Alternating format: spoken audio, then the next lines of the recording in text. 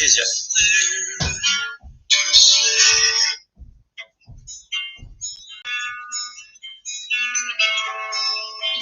Oh, this is a cute song.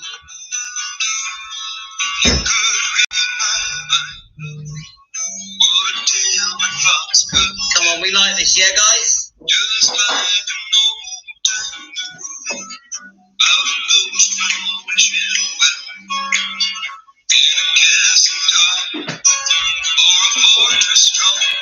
Oh, thanks, Deborah.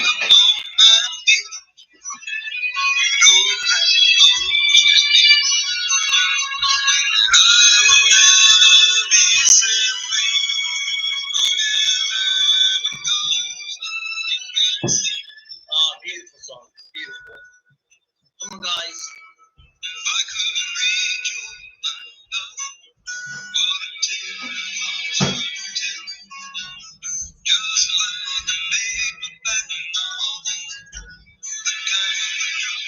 Does it say the name? Yeah, Gordon Lightfoot. Gordon Lightfoot. Well done, Lily.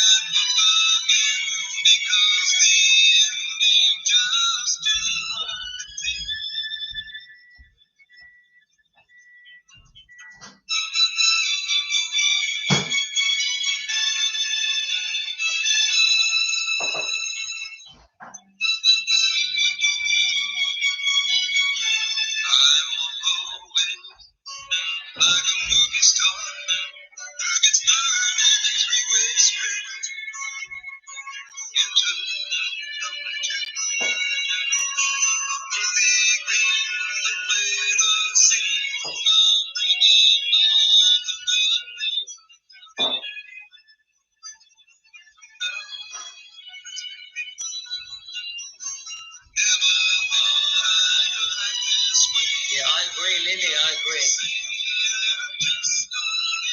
Hi, Jane. We're having a little disco.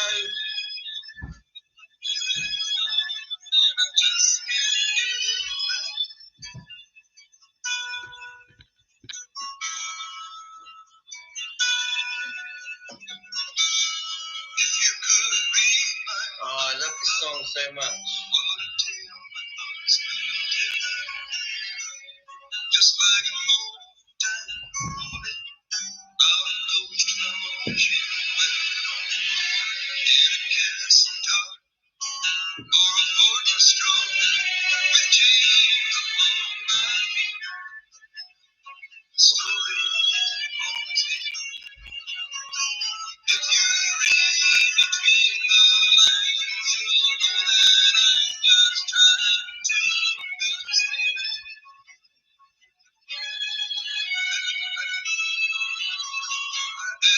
Just letting everyone know that we're live, guys. Oh, thank you. We had a disco last night. Thank you, Elisa.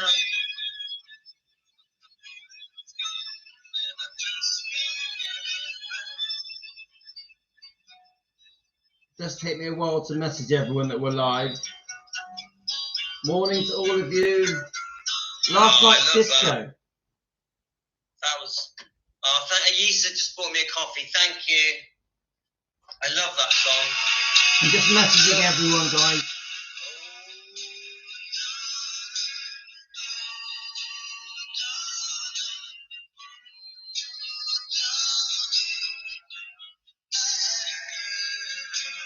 We know this one, don't we, guys?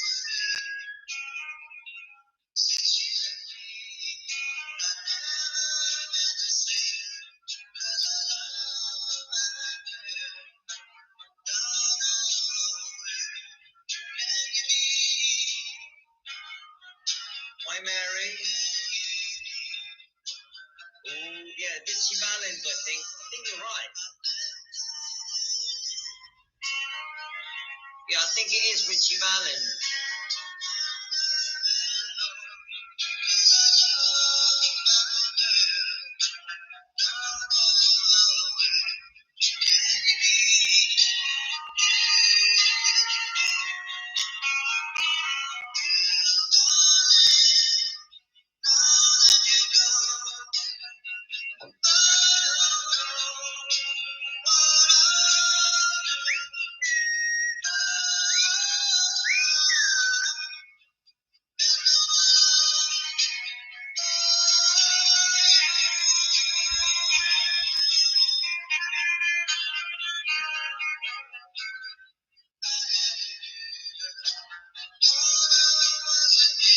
So many of you to message, guys.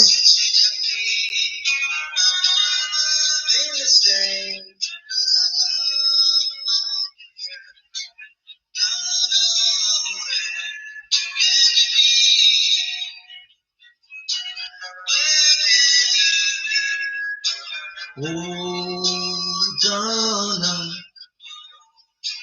Hi, Elaine. Yeah, we're going through your book, Elaine. You're late for your own party. Yeah. Darling. I'm just messaging everyone, guys. I like that one. So, this is for... This is for Elaine's book. Elaine, you're late to your own party. We've been celebrating your book for 20 minutes, maybe longer.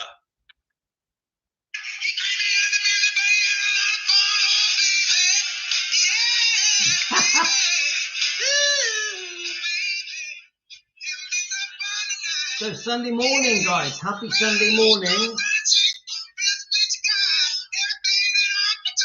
Oh, baby. Woo. Come on.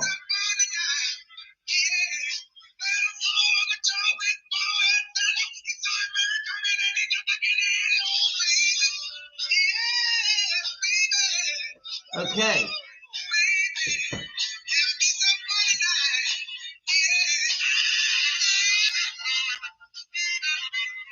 A bit early for that, isn't it? Guys, so good morning to you from the Southwest UK. It's Louis defending Elvis Presley. Got Elvis in the background, and I've got about 45 minutes. So, got myself a coffee. Have you guys got your coffee? Now, last night, I decided to do a disco. I thought, let's just play some of the music that I loved when I was a kid and I first discovered Elvis. So obviously around let me work it out, around 1973, yeah, or maybe even two. My whole focus went to rock and roll, Motown, all of the rock and roll ballads, that whole movement of rock and roll, all of my... So me, as a very small kid, I had this very old record player that was literally like falling apart. It was bright red, and I would sit in my room. There was quite a few record shops that would sell second-hand records. So I would go with my mum or my dad or my sister, and we'd buy these old rock and roll records. I also had Beatles records. And I would sit in my bedroom, guys, very young, from the age of 4 to the age of 11, just listening to all these old rock and roll records and these songs that are on these clips that I've been playing you last night at the disco. And it's from a film called Lemon Popsicle. I grew up with them, guys. All these very old songs that were from the 50s mainly were just what I did. It was just in me. I couldn't help it. My other friends were not into the rock and roll. They were into the music that was popular in the 70s. Yeah. So, you know, David Cassidy, the Bay City Rollers, Dave Bowie, Elton John, they were all into the 70s music. And as I got older, into punk rock. Does anyone remember punk and mods? Rude Boys, yeah, and then you've got obviously the as we get later, you've got the Duran Duran, Spandau Ballet, and Wham and all that. I was always into the rock and roll, yeah. So I liked all the other musics, but rock and roll was my thing. The Beatles, Elvis, any rock and roll, yeah. So when I do a disco, I tend to just play that kind of rock and roll music. Now, when I was a DJ for 26 years, you all know that. And when I was a DJ, I played all music, 40s, 50s, 60s, 70s, 80s, 90s. I played it all, guys. So, good morning to you. We're just having a coffee. I'm giving you guys a chance to join on. Did any of you manage to see the disco? So I made a video this morning. I'm going to play a bit of it. I'm going to review this book. This book was sent to me. Elvis and More, The Spoils of War. Now, Todd Slaughter is, to me, the original Elvis defender. Going way back to the 70s, he really, in some ways, was the first one to involve tours from the UK, bringing tours, 200 people from the UK to America to do Graceland tours. I think they even went to Tupelo. I think it tied in with the satellite program, the massive satellite program that we all know about. And Todd Slaughter, obviously a British man who ran a British Elvis Presley fan club. And he did many more things. He met the Beatles, but his life, very, very interesting man. I always say that Todd is the original Elvis defender. You can see Todd in interviews defending Elvis in the 70s. So here's me doing it in 2024. Todd was doing it, think about it, guys, 50 years ago. So I'm nothing. I'm like a little dot compared to Todd. Todd has emailed me a few times. He supports what we do here at Defending Elvis. I'm very lucky I got in touch with Colin Paul, who's a very, very well-known entertainer on the Elvis circuit, who does many things. I think recently they were at Hemsey. Definitely different Elvis weeks are dotted around the UK. And even in Germany. And I know that Colin does a lot with Mindy Miller, does regular things with Todd Slaughter. So I must pay homage to Todd Slaughter. He is the original defender. So what's that saying where you stand on the shoulders of giants? That's where I am with Todd. Yeah. If you properly look into his life, what happened through his life, and concerning Elvis as well, very, very interesting. And obviously, he was one of the last people, if not the last person, to ever be filmed with Elvis before he died. Which is sad, but also very, very interesting. So what I'm going to do is play a bit of the video that I pieced together a video just quickly. Colin Paul, the entertainer, please look him up. He's on YouTube. Colin Paul, brilliant entertainer. Does all the 50s music. Brilliant. Yeah. He's been on, he may be watching now, but he's been on our lives, and he is a member of Defending Elvis Presley Facebook. He's a great guy, and I hope to meet Colin one day, and I hope to meet Todd one day, and maybe Colin, Todd, and Mindy Miller all together. I would love that. Anyway, I'm going to play the video that I made. It's not brilliant, but it's okay. It gives you an idea of Todd defending Elvis. And you see Todd meeting Elvis. He gives you a brief interview. And there is an interview that Colin graciously sent me that was between Colin and Todd Slaughter. But also there was an audience. I think there was another woman there and her partner. So let's just get a feel for Todd Slaughter, because I think many people have no idea who Todd is. Yeah, many people don't know who he is. I think this video that I've done will just give you a better understanding of who he is, because he deserves recognition. He is on Facebook. He's got 2 different Facebook channels, I think. And I personally think that it's a shame that not that many people know who he is, even though from the UK, he played, to me, a pivotal role in keeping Elvis's memory alive, but also keeping his reputation and image and legacy intact, because he defends Elvis.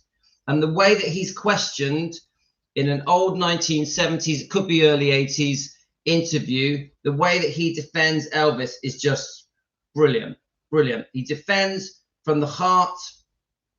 And I have a massive amount of respect for Todd, massive, and Colin. Colin has been very good to me, very good to me. Colin, I do appreciate, you're very kind to me, and I'm grateful that you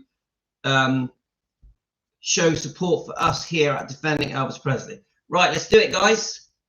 Here's a little snippet of what we're going to talk about. Thanks, guys. Measure. Well, it's not extreme if you remember. See, the book is half true. Goldman himself said in a recent interview that if Elvis Presley was alive, he wouldn't be able to write the book. And the reason he wouldn't be able to write the book was because of the laws of libel. What effect has the book had so far on the fans who've either read it or read extracts from it? A lot have been very, very distressed. One or two, surprisingly enough, have said they're going to sell the collection and pack it in. But in the main, it is fair to say that it's given a lot of resolution to the fans. They're going to fight it. But it has destroyed the Elvis image for some of them. For one or two, but it's not destroyed the image as far as everyone else realises it. I think that the book is very, very unfair because it has a go at the music industry and the fans as well as Elvis Presley. Goldman obviously is not interested in rock music. In what ways do you think it's unfair to Elvis Presley himself? Well, he's not around to defend himself. Some of the facts that Goldman state that he's revealing for the first time have been well-tried legends. It's not very factual, and the interpretation with regard to the drugs is very, very far-fetched. Well, let's look at that. I mean, the fact is, Presley did take enormous quantities of drugs, and drugs probably killed him. Now, that's true. Now, watch how he defends, guys. Well, what's been forgotten is the fact that in the last few years of Elvis Presley's life, he was very, very ill. And he'd been ill for about 7 years. But, of course, he did still entertain. Goldman says that he loathed to entertain, but each year Elvis Presley was performing an incredible amount of tours. But he was a lonely man, wasn't he?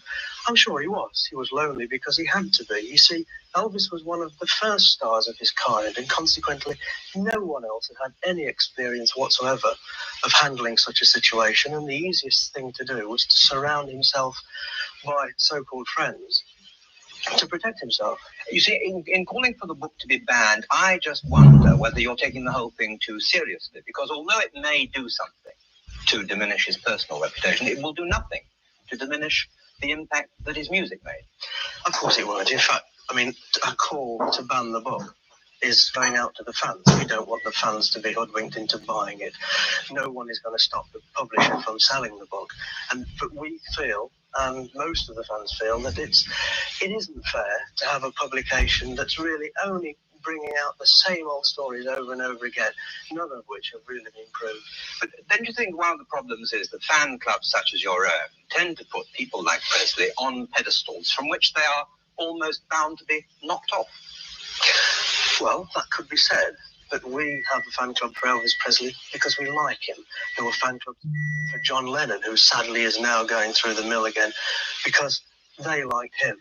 And sad that it seems, come Sunday, no newspaper is going to say that Natalie Wood fell off a boat. It's going to be glamorized much more than that. What do you say finally to Goldman's conclusion that Elvis Presley was overrated? He was very good to begin with, but then he abused his talent and his career went down. I don't agree with that at all. Elvis Presley sold the equivalent of 1 billion records. That's one record for every fourth person on this earth. And if you remember, 1 in 3 is Chinese. In other words, virtually everyone. Just one sec, guys. I'll just pause that a sec. I just want to say this, that a massive part of the thing that I love about Todd, yeah? Now remember, really, he's just a British guy. You know, he's not famous. He's not an interviewer. He's just a fan that has happened along the way to create an amazing fan club who truly loves Elvis, yeah? But look at the way that he stands his ground, yeah? And Colin, if you're watching this, I just want you to know that this is what impresses me, yeah? That he doesn't waver. He just sits there. Now, the interviewer is clearly attacking Elvis, yeah? clearly being very negative about Elvis. And Todd, looking very smart in the 1970s or early 80s, very calm, not nervous, very coolly responds to every question, defending Elvis. I love it. I literally love it. If I was in an interview on TV and someone was questioning me about Elvis Presley and they're trying to attack Elvis, I would want to be like that. I would want to be very calm. I wouldn't want to react like angry or awkwardly. I'd want to be a cool cucumber. Todd is a cool cucumber. He's very like, well, no, that's not true. Blah, blah, blah, blah, blah, blah. Very, very intelligent responses to stupid questions. I must repeat, that interviewer is asking stupid, negative, quite rude questions. And Todd just holds his own. Todd isn't an experienced interviewer. He's just a guy in Britain that loves Elvis, that runs a fan club. Yeah. So he gets a lot of respect from me. If I ever get interviewed like that to defend Elvis, I will be like Todd. So, and this is why, part of the reason why I call him the original defender of Elvis. If he wasn't that good, people would not have bought them. Mr. Slaughter, thank you very much.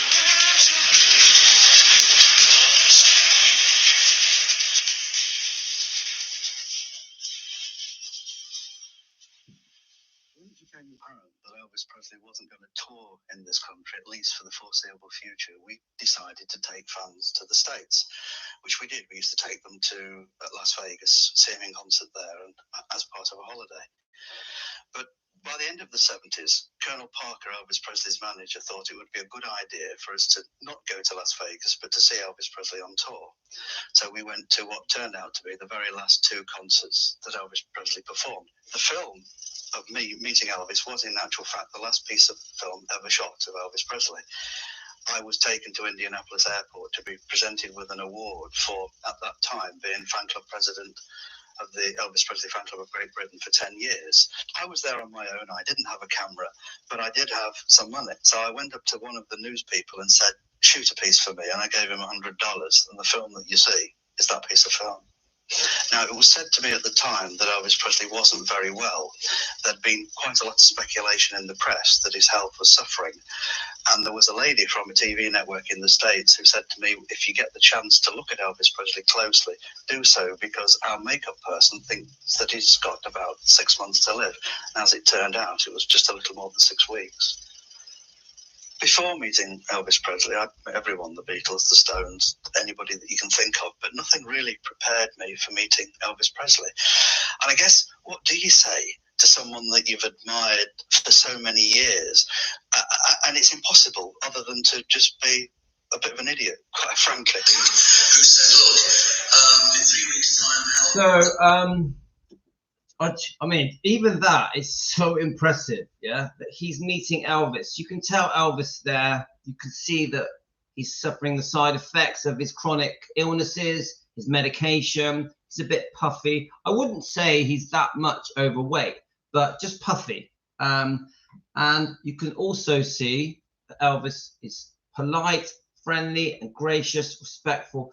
And one of the things that Todd Slaughter says is that he couldn't believe just how normal Elvis was when he met him. Yes, he was completely like in awe of Elvis. Elvis completely lit up the whole room and just had this effect, this electricity about him.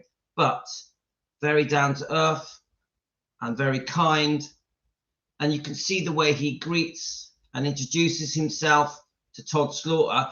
I'm just so in awe and amazed that that meeting happened. Just a humble guy, Todd from the UK.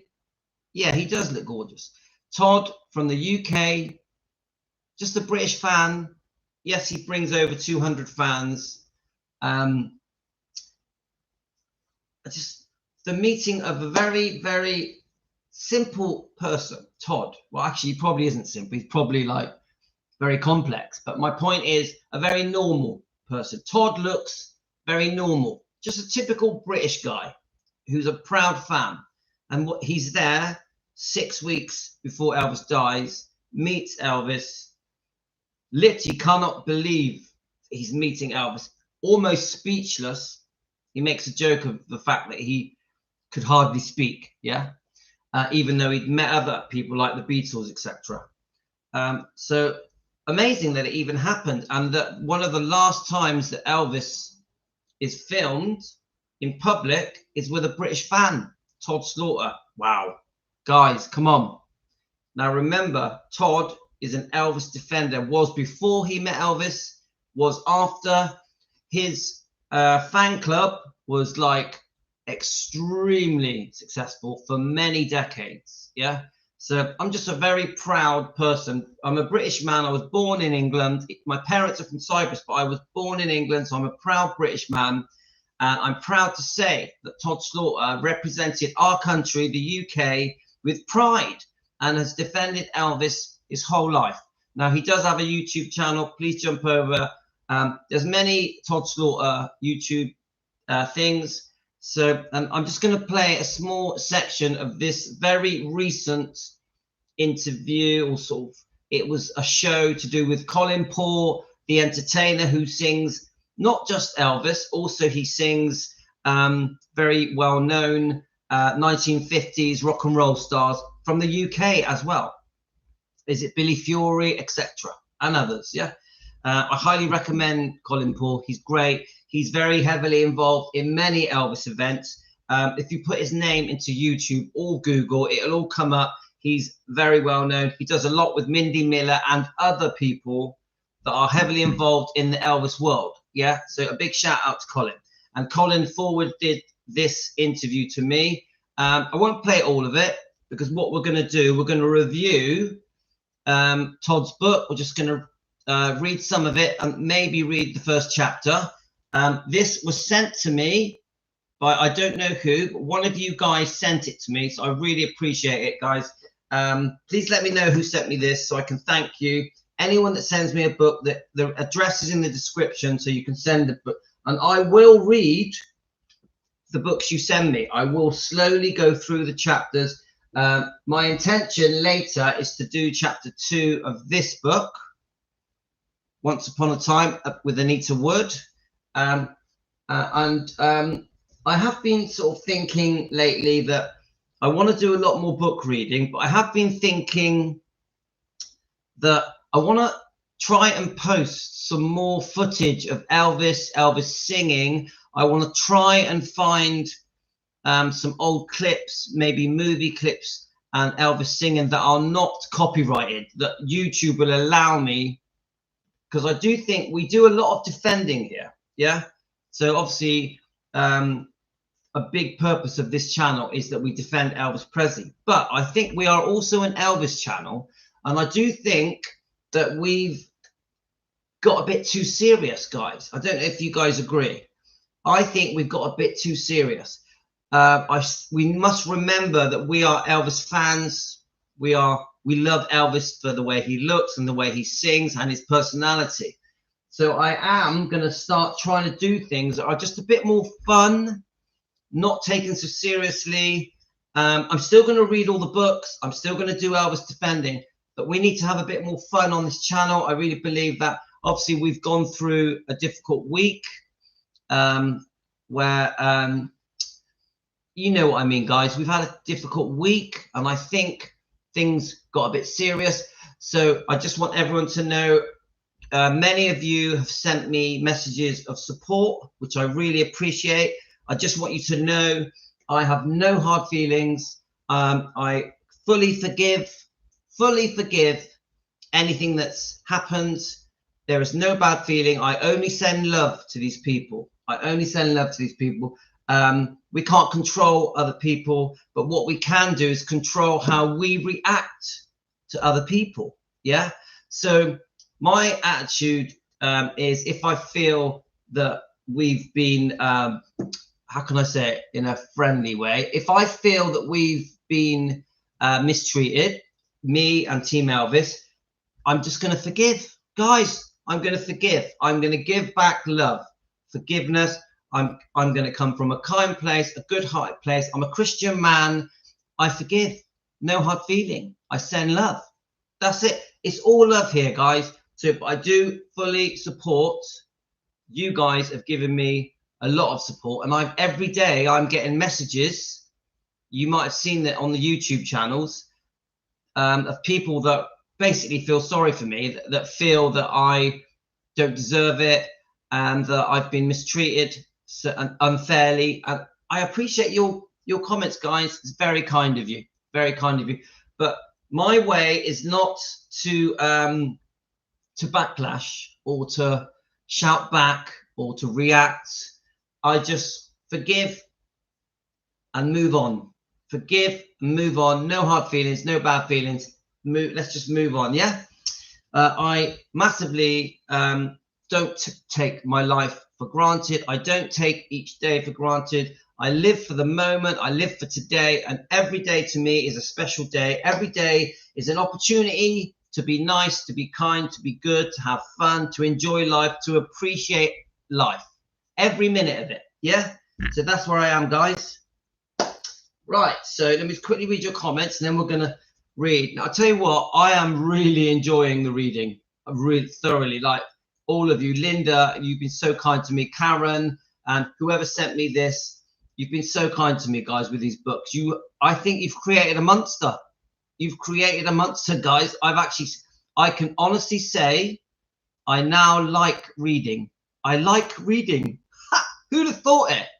I've spent 6 months telling you guys that I hate reading. Now I've changed. I like reading. So let's just play a bit of this, and I'm going to read your comments while I play this. Elvis opens at the International Hotel.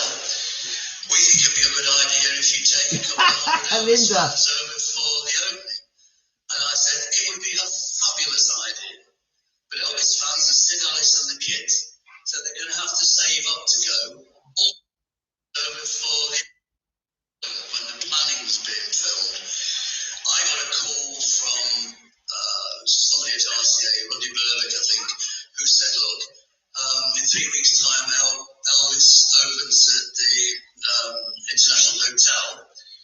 We think it'd be a good idea if you take a couple of hundred Elvis fans over for the opening. And I said, it would be a fabulous idea.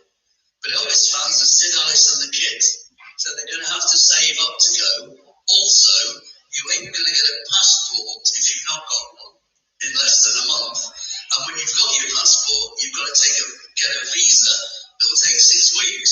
So it was an impossibility to do.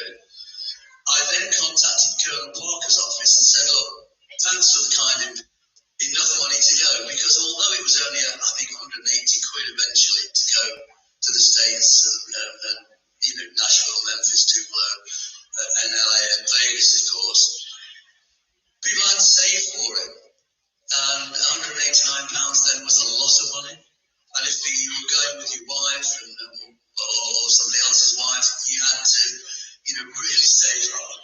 December the 3rd this year, you'll have a new book being released about Mr. Parker.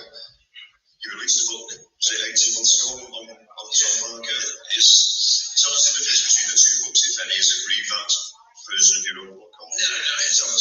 What happened was, there was a company called Omnibus that I did a book with years ago that was written by me and Ann Nixon. It was a hardback book, kind of the illustrated Elvis or something like that. I can't remember the title. And it sold something like 25,000 copies. And I thought, well, maybe they would be interested, particularly as they had released a copy of the book translated into Portuguese. Not for people in Portugal, but for people in South America. Obviously, everybody in Brazil speaks Portuguese. And we believe it sold 50,000 copies. Now, from all these books that you do through publishers, I've received very few royalties because, it gets lost in the ether over the years. But I said, I've received very few royalties. And not for people in Portugal. Forward it a bit. It's a bit It's a bit glitchy. I mean, just so you know, that's Colin Paul, yeah, the entertainer. And Todd, I think, has just turned 80 or recently turned 80.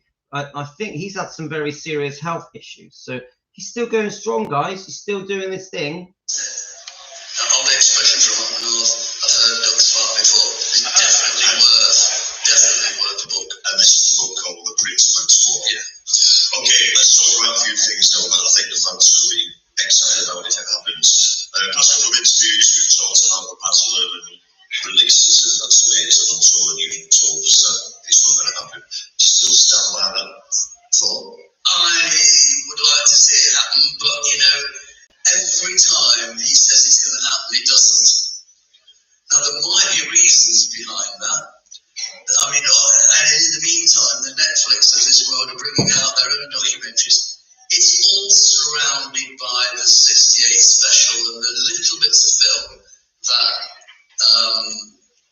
Graceland EPE own. They don't have a lot of ownership in much of Elvis Presley's movie material, and even less in connection with Elvis's music. So it's difficult for them, but things can be overcome, and I don't think there's a lot of energy in that area. Now, if he does do it, he's going to do it quick, because in 5 years' time, we're all 5 years older, and time doesn't stand still, as I really know. The next exciting thing is Elvis Evolution. Yeah, do you know anything about this? The evolution is a bit of a mystery, because the trails that you've seen on the internet show you a little bit of film from the 68 special. I'm told that there are only 2 performances in the exhibition. The exhibition costs between 75 and 300 quid, dependent if you want a happy snap and a free vodka at the end of it all in the tiki bar. You know, for 300 quid, you can have a week's holiday there in exchange for what would be 90 minutes, because that's all that exhibition will operate for. Then you're out the door or in the tiki bar. I've just interrupted you a second. I've been told that the initial start of it is like you're actually in the rehearsals with Elvis for the 68 special, and then it ends with you being seated at the concert of the 68 special. Whether there's any footage in between or what, I don't know, because obviously nobody's seen it yet. I don't know if you've heard anything about that. Well, it's very interesting when you see the trail. It concentrates on the home movies, exclusive, never before seen home movies that we've always seen before. And that's it's a big part of the exhibition. You can't put much into 90 minutes, and it's a walk-through exhibition, so you've got to be able-bodied. I've tried to contact these people. Initially, it appeared to be successful, but somebody threw a spanner in the works, as somebody threw a spanner in the works with regard to a similar sort of thing I wanted to do with regard to the arches. This country, for Elvis Presley Enterprises, is a cash cow.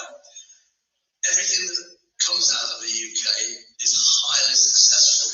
If you look at the Royal Philharmonic stuff, incredibly successful. You know, from that, we had all the tours with the London Philharmonic and film of Elvis on the big screen. It's what people wanted to do, and they will still carry on doing it because it makes money. How long they can do that, the same thing, I really don't know. Now, this evolution thing is a bit strange because it's run by a company that has done War of the Worlds, which you really got to be very fit to do that because you're running around in circles. And also, the one that I've been to is the one next to the Tower of London. And they've had damn many issues with what you would think is dry ice. It's not. It's something that's in the atmosphere. It smokes everywhere. And people are suing them for, asthma attacks and great problems. If they do the same thing with the Elvis to give it that through atmosphere, I don't think it'll be that successful.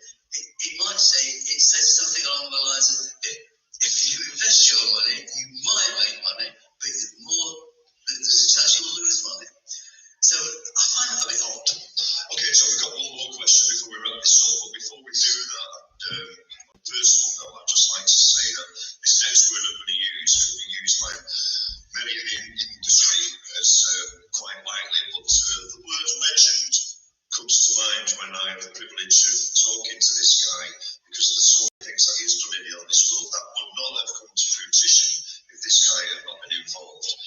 Todd Slaughter, we thank you for your time with the fan club. We thank you for everything that you've ever done to promote Elvis, whether it's here in Europe or the US. And to us here at Elvis Week at MSP, you truly are a legend. Thank you, Todd Slaughter. Thank you very much. Stand up, give a big round of applause. He deserves it. So, to finish off with, you've got something that's doing. Okay, guys. Brilliant. So, I think very recently done that interview, so he's still going strong. Thank you, and a big shout to Colin. Please, Colin, please give my regards to Todd Slaughter and tell him that I will always feel that he is the original Elvis defender. And you know, when you're on the circuit, give Mindy a big shout for me if you come across her. I think you will do because you do things together. She's had a tough time as well, and Mindy knows that we fully support Mindy Miller. We fully support her. Everyone here at Team Elvis fully support Mindy, and we know that Mindy has a massive fan base of people in the UK and around the world that have got her back. And thank her. In case you're listening, Mindy, we massively thank you for being part of Defending Elvis, for joining us on the live streams, on the Defending Elvis Facebook page, and just being another Elvis defender. Mindy is a massive Elvis defender, and the way Mindy talks about Elvis is beautiful. And do you know what? Mindy Miller is still a stunning, beautiful lady with a lovely personality. We love Mindy's personality. She has a heart of gold. Right, guys. So, and I know Colin's listening in his car because he just messaged me, guys. So, thumbs up to Colin. So, what we're going to do, we're going to keep it so it all ties together. And because I was sent this book 2 days ago, we're going to try and do a bit of a review on it. It's Todd Slaughter's book. There's 2 books. Todd Slaughter, as far as I know, has done 2 books. He may have done more. This is the other one, Colonel Parker, Hero or Heal. And this book, both written by Todd Slaughter. I know that Todd Slaughter had a very good friendship. Let's let the dog out. Todd Slaughter had a very good friendship with Colonel Tom Parker. And I think, I'm just guessing now, that the friendship stemmed from, I think Colonel Tom Parker had originally somehow contacted Todd Slaughter to bring 200 British guys over, you know, to see Elvis, to do some tours. Yeah. It's quite unique for a British guy to be to have become close with Colonel Tom Parker. I find it fascinating, and I'm sure that this book will explain what happened, how they met, what he was like, what the Colonel was like as a person. Now, of course, we have strong views about Colonel Tom Parker. We haven't really done that much research on Colonel Tom Parker, so maybe when we cover this book, we'll learn more about him. We know it does seem that he was quite close to Priscilla, which does worry me. It does seem like he did some naughty things with Joe Esposito. Joe could have been his spy, but we don't know that for definite. This is all part of learning and researching. Yeah. So what we'll do, when we eventually get onto this book, we'll see if we learn something that maybe we just don't know about because of Todd writing this book. So that's for another day. I'm going to do this. I'm going to read some of this book. I do want to concentrate on the parts of this book that relate to Elvis. I haven't read this book yet, so it's not straightforward.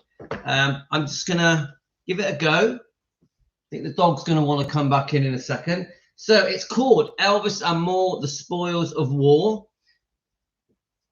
We're just going to read it, yeah? So let's just get a bit of space here. Okay, let me just get myself a good angle. I have not seen this before. Right, this was sent to me, and thank you, whoever sent it me. Thank you so much. Hi, Karen. Karen, I'm hoping to read your book later, chapter 2, hopefully. Yeah.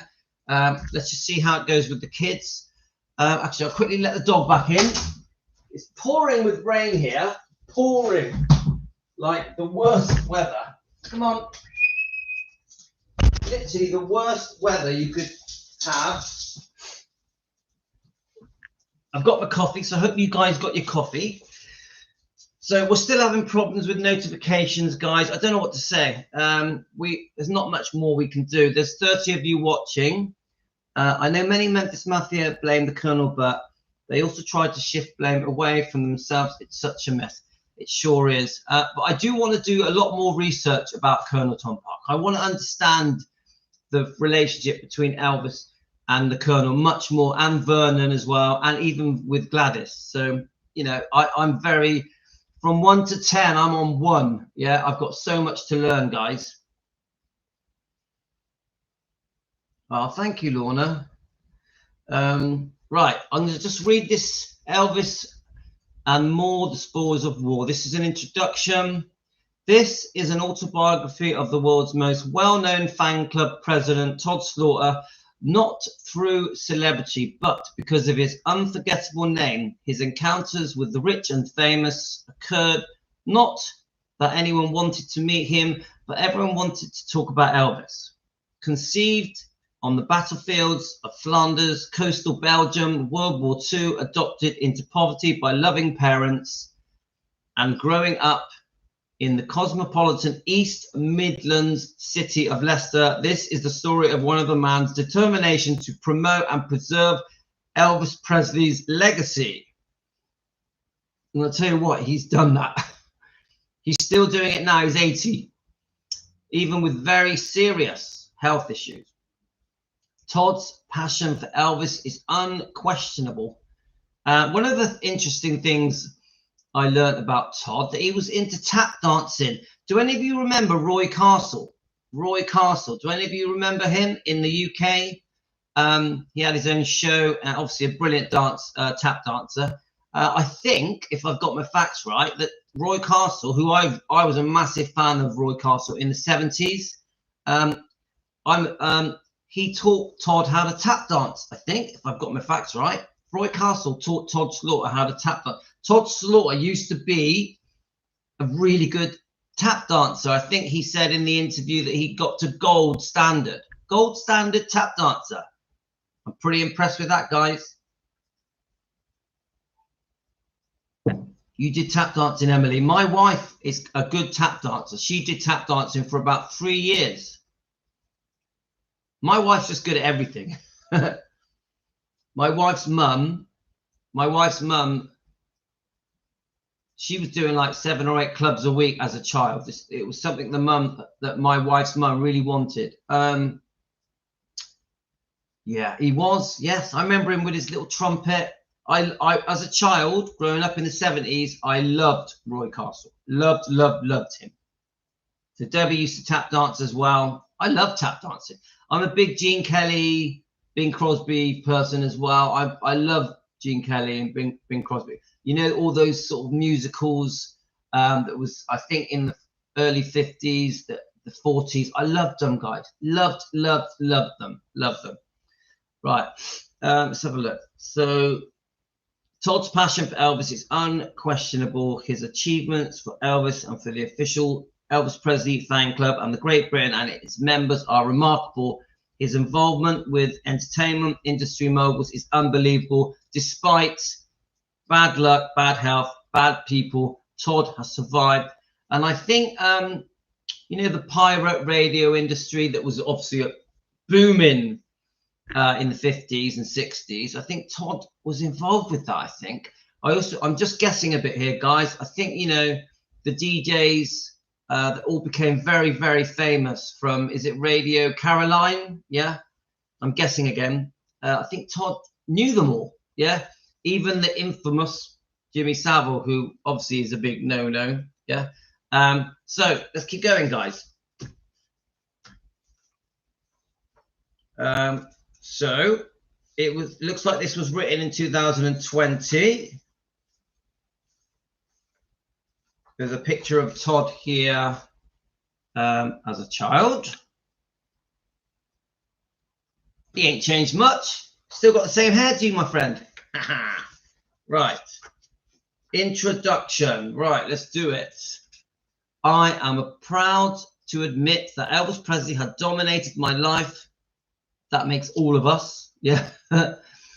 Having said that, not exclusively. I have other interests, fair weather fads, fascinations. I have missed opportunities like most people. And as the years roll by, the opportunity to revisit past hopes and dreams diminish.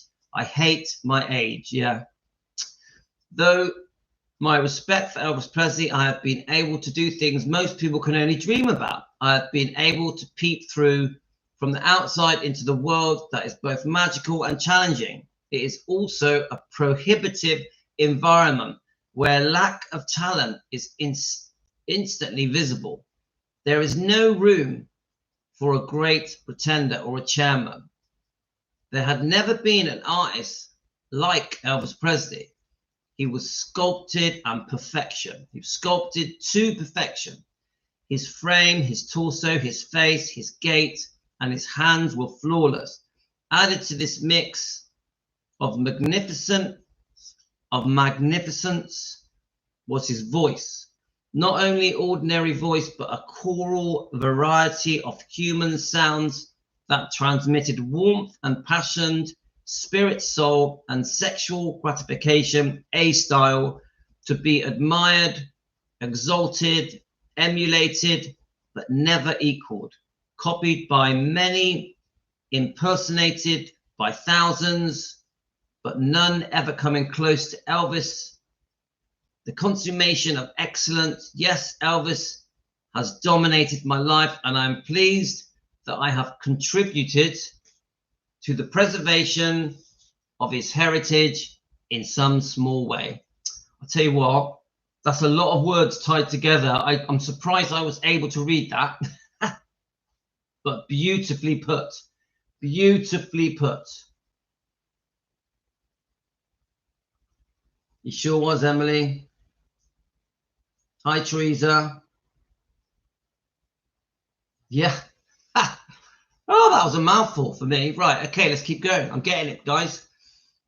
For more than 60 years, every pop star has stolen either a big chunk or a little inflection from Elvis, and many are proud to admit capturing some of his wizardry. Yes, Elvis cast a spell on everyone who has a love for musical entertainment. I agree. Elvis had this magic that once you were inflicted, you were never the same again. Let's face it, guys. As soon as we were impacted, or we felt a connection to Elvis, whether it be how he looks or his music or his movies, we changed forever. And we have never been able to change back. Once we've adjusted, metamorphosized, into Elvis fans, we're never the same again. I think we all know that, yeah? Okay. Hi, Philomena.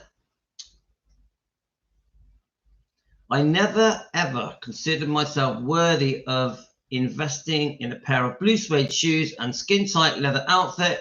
My allegiance was to look, admire, and watch with amazement as we all crawled towards his altar of perfection. For me, there was and still is life outside of my Elvis bubble. Throughout this autobiography, I tell you about my life, my family, my failures, and at least some of them. I share my adventures and trials and tales as nobody who attempts to make a difference. I have stumbled through bad luck, bad health, bad people to celebrate the rare successes and my love of life. Despite those who dislike me, I cherish those who have cared for, loved, and helped me. He's a strong character. I will say this. I do email. We've had emails go back and forth with Todd, and he is a strong-minded character, set in his ways. So, but he did say to me that he supports what we do. Todd Slaughter, dedicated to, there's a long list of names here. that he dedicates. Right. So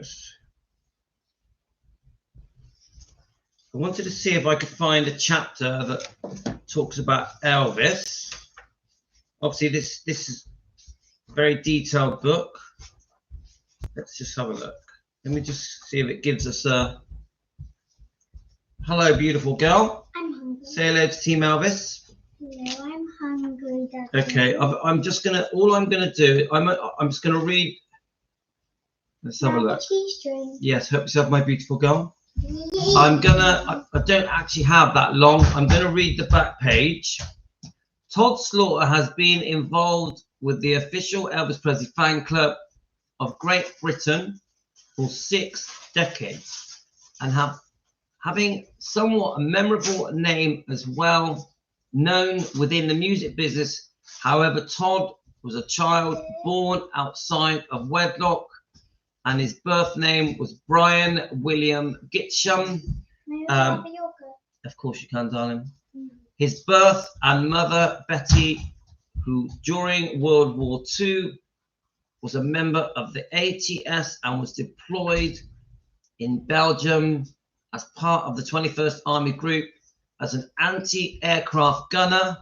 She fell pregnant following liaison and GI and transferred to the Waifs and Strays home in Merseyside, where Brian was born on the 3rd of December 1945, classed by the US Army as spoils of war. The biological father was not named on the birth certificate under American military regulations. Within 6 months, Brian was adopted by Ada and John Slaughter, and living in Leicester, now christened Brian John Slaughter. He was eventually known as Todd Slaughter because there was a British theatre and cinema actor from the 1930s with the name, who was best known for playing over-the-top maniacs in macabre film adaptations of Victorian melodramas, the best known being Sweeney Todd, the demon barber of Fleet Street. The autobiography details involvement with Elvis and more. It is an adventure, a guy who found himself mixing with the stars, impresarios, and the mighty movers and shakers of the British and American popular music scene, culminating in meeting with the Elvis Presley and Colonel Parker. Then there were those personalities who were thought to be untouchable, but eventually fell from grace. Todd knew these people well, and he reveals about the good and the bad and the ugly is remarkable. Punctuated by a lifestyle of heart transplants. So he had a heart transplant, guys. Over a quarter of a century ago. Todd Slaughter still classes himself as a big hunk of no talent with an amazing story to tell. I mean, he's had a heart transplant 25 years ago. That, I would say that is a massive success. 25 years. Wow. I'm just seeing if there's I'm going to probably have to flip through this a little bit just to... Let's just try and find. I'm just going to pick out a section. The wonderful DJ Fontana, and I don't say that lightly because he was truly wonderful, with a regular guest. He loved our Hemsby Elvis Festival. All right, so does that mean, I'm guessing that the Hemsby Elvis Festival originated from Todd Slaughter? That's interesting. He had the best of times. When he performed, he was armed with accuracy, power, swing, dynamics, and great timing. The best drummer ever. DJ rocked, the greatest singer, Elvis. He did it a year after the record after a classic record. In a world, one-trick ponies are lucky rock stars. DJ was the real, and there was no edge with DJ. He was a beautiful gentleman who made friends with everyone and made Elvis fans feel special. We like DJ Fontana, don't we, guys? Let's have a look on this bit here. I'm just going to sort of flick out a bit, yeah? By By the time Elvis made his first appearance on The Ed Sullivan Show in September 1956, a performance seen by 60 million viewers, the drums were in plain sight, and Elvis Presley was well on his way to become the worldwide phenomenon. While his star rose, his band remained on a fixed salary, causing increasing dissension. In a joint interview with the Memphis Mafia press scimitar in the late 1956, his three sidemen said they were each being paid $200 a week when on tour, and the article called that good money for a sideman and £100 a week for the rest of them. They added that Colonel Tom Parker had permitted them to supplement their income by recording without Elvis. And what it leaves out is that they got everything paid for, all their expenses, everything. Let's just, what's this bit here? Going back to Memphis from their album All the King's Men, in 2001, they backed Paul McCartney on the Presley hits That's All Right Mama, a track on various artists about good rocking tonight, the legacy of some records. Just flicking through, guys. I just think this is a read. This is gonna take a while, guys. ITN took the unusual step after a commercial break to come back on air, delaying the following program to allow Reginald Bosanquet to confirm that Elvis had passed away.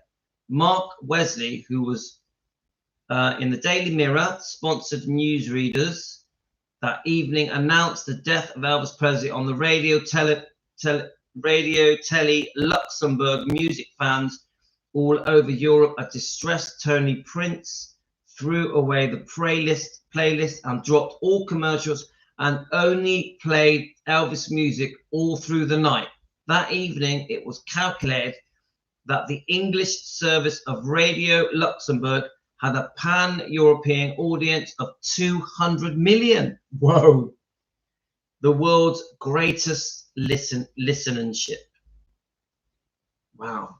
200 million when they announced Elvis died, and they played Elvis music all night. Wow.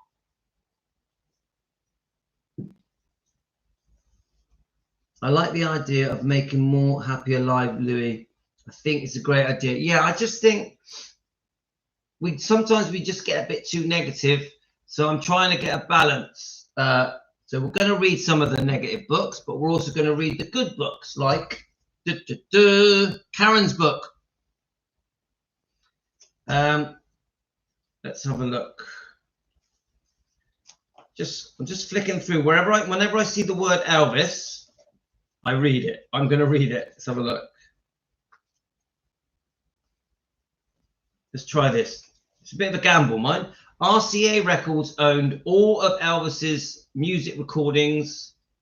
The RCA record label was bought by BMG in the 1980s, and in 2004, BMG merged with Sony Music Entertainment to become Sony BMG. Sony owns Records recordings, and they continue to use the RCA record label for issuing Elvis release. The various composers, publishers own the songs themselves.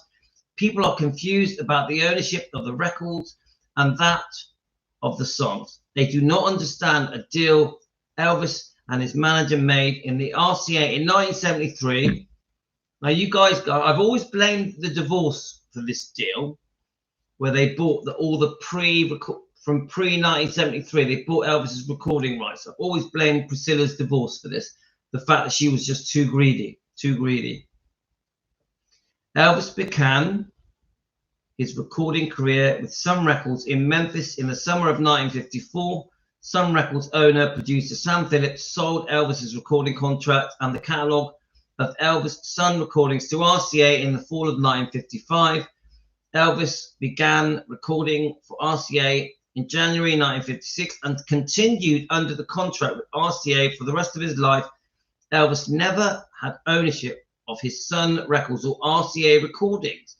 Elvis received an artist royalty on record sales as per terms of the contract with his record company. Typically, that is how it is done. In March 1973, Elvis and Colonel Tom Parker approached the record company, proposing that Elvis be paid a large lump sum in lieu of all his future artist royalties. for ongoing sales of anything that he had recorded up to that time. The deal was made RCA Records, and I'm a massive believer that this should never have happened. They should never have done this. It's one of the biggest ever mistakes, selling off the royalties pre-1973, all the recordings. Just complete madness. Complete madness.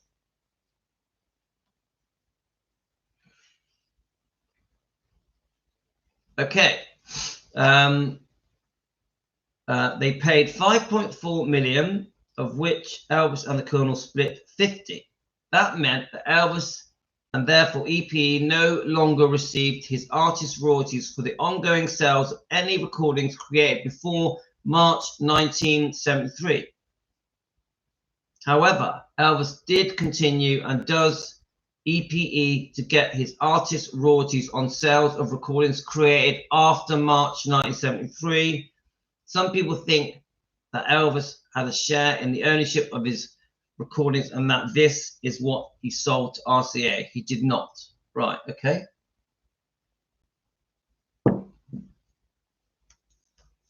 Right, let's just have a look at this. Elvis did not sell his publishing interests. EPE, Elvis Presley Enterprises, still holds those interests, and these are one of their major assets. Thus, in 1973 deal regarding Elvis's artists and royalties had no effect on the publishing royalties. Elvis continues to get EPE and still gets his publishers' royalties on sales of recordings of songs that he had published interest in, no matter what date they were recorded. Elvis also recorded many songs that he did not have publishing interest in. Occasionally, as per contract signed in Elvis's lifetime, his publishing interests expire on some songs. So, I'll tell you what, you can see that this book, just so you know, we're reviewing this book, guys. You can see that this book is packed with information. Yeah, I'm sure lots of stories in here as well about Todd Slaughter's very interesting life. Yeah, the original Elvis Defender. I recommend this book. I haven't read it, of course, but I highly recommend it. We're just picking out bits from it, and I'm impressed with it. And there is another book by Todd Slaughter, which is Colonel Tom Parker. So I think we would. Do you know what? I might have just enough time just to read the introduction on it. My wife's going to be back in a minute. So when my wife gets home, you'll know because the dogs will start barking.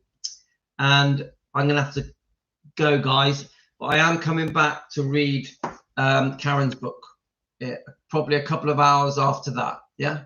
So let's just read the introduction of this book. Colonel Parker, Hero or Heel.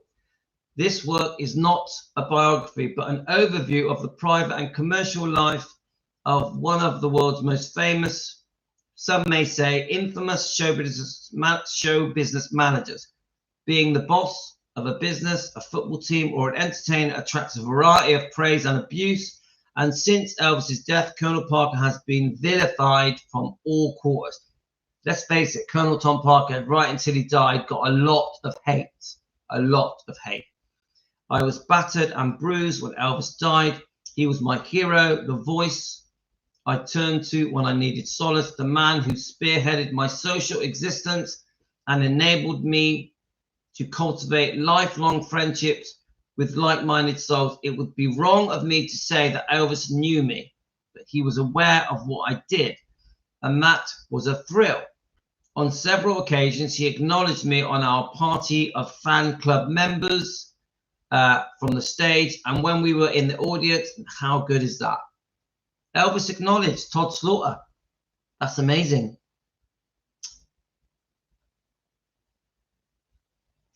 Are you guys having a discussion about book reading? I think Philomena says, I'm trying to understand how reading these books helps Elvis. Philomena, I just want you to know that we are not just Defending Elvis channel. We are an Elvis channel, and we are going to cover everything Elvis. Everything. Like, I'll give you an example. We're going to read this book later. Yeah. And it's a beautiful book. We're on chapter 2 now. Karen gave us this book. I'm so grateful to Karen that she gave us this book. It's a lovely read. Yeah. But then we will also read, say, this book. We're on we've done chapter 1. We're going to do chapter 2, Memphis Mafia Princess. Yeah. And then I'll give you another example. We'll read this book. We're on chapter 9 so far. So we with respect, yeah, we are going to do everything. We are going to do every single book, bit by bit, slowly, good and bad. It's not just about defending Elvis. We are, because I feel that even when we read books like this, which this book, I completely am against this book. I do not support this book at all. This book was a betrayal to Elvis. But I think when we read books like this, we learn things that we may not know. There's things in this book that we don't know, I think it's important that we delve in and try and every aspect. Like, for example, we read, let me just get it a minute. We read chapter 1 of this book. Now, many of you are not happy with Linda Thompson, yeah? But I tell you what, reading this was fascinating. So I just feel that we have to cover everything. We are an Elvis channel. That's what we are. We are Elvis and anything related. I was doing Elvis videos way before we became defending Elvis Presley. But we are also very proud defenders of Elvis. Very, very proud. So, you know, we've got to be careful that we don't use the name defending Elvis Presley to censor what we do. Yeah, the name defending Elvis Presley doesn't censor what we cover. So we're going to cover it all. It's like this book that I'm talking about now, right? It's got Colonel Tom Parker's name in it. Obviously, you guys have strong views about Colonel Tom Parker. So do I. He did many things wrong, but he also did many things that were good for Elvis. So we have to be fair. We have to see all points of view. And I do expect sometimes to get a backlash, yeah, on certain books. Like, I know that many of you are very against this book, but I also know that many of you want to hear what this book's got to say. Yeah, we know that Rare Elvis Photos are covering this book at the moment, aren't they? Yeah. So so there's going to be information in this book that is very, very interesting, that actually may even help Elvis. But there's also going to be opinions about this book, because many of you have strong opinions that there's no way that Elvis has any other children. So I get it. So we're going to get different points of view. We're going to have many of you people believe different things. Yeah, we don't have to agree. We can agree to disagree. But we're still going to cover it, guys, because it's Elvis related. We're an Elvis channel that also defends Elvis. So that's my answer to that comment, guys. So where were we? Colonel Parker knew me, helped me, and was kind to me and my family, and particularly during some difficult times, he was my friend. That does not exonerate him from his mistakes he made when looking after Elvis. See, I like that. So he basically says Colonel Parker was a good man to him, helped his family. But then he goes on to say, but Colonel Tom Parker made serious mistakes concerning Elvis's management. And we can't get away from that. You know, there's a good side to the Colonel and a bad side. So, and I think when you listen to interviews with, let me just show you that picture. When you listen to Todd Slaughter with Colonel Tom Parker. Now, when you listen to interviews about the Colonel from the Memphis Mafia, from Priscilla, they will say the good and the bad of Colonel Tom Parker. Now, I personally think Colonel Tom Parker, from what I've learned, elevated Elvis in the 1950s from here to here. But I think as soon as we get into the movie years in the 60s, Colonel Parker was very damaging to Elvis. But remember, Colonel Tom Parker also elevated, after the 68 comeback special, Colonel Tom Parker I think, if I've got my information right, played a big part in the success of the Vegas comeback, the 1969 and onwards, the Vegas years. So it's mixed opinions. It's mixed opinions, yeah? Oh, I know you're saying it with respect, Philomena. I want us to, you know, look, we're all individuals. We all have different ways of looking at things. We can agree, disagree. I just feel that I want the freedom on this channel, Defending Elvis Presley, to cover everything. To cover everything. It's impossible for me to keep everyone happy. Impossible, even though that's what I want. Yeah, I really want everyone to love everything I do. I can't give reassurance to you guys that everything I do you're all going to agree with. Unfortunately, you've got strong opinions, strong views, which you're entitled to, and we're going to have to, many times we are going to have to agree to disagree, but we still keep it respectful and friendly and civil. There's no need to send rude messages or to be insulting. Sometimes on the YouTube comments can be quite rude.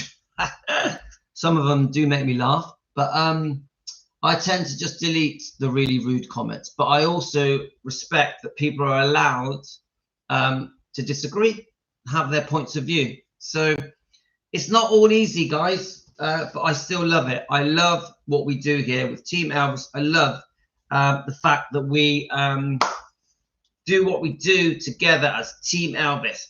Anyway, guys, I'm going to go. You take care, guys. I've really enjoyed being with you guys. Thank you so much. My kids are going to come home now. I'm coming back later to read chapter 2 of this book. I send you all love, and I appreciate all of your support that you guys have given me. And we had a brilliant disco live stream yesterday. I absolutely loved it. In fact, I'm going to put it on now and listen to it because it was fun. Take care, guys. All the best to you. I send you love. Have a great Sunday. Have a great Sunday. Take care, guys.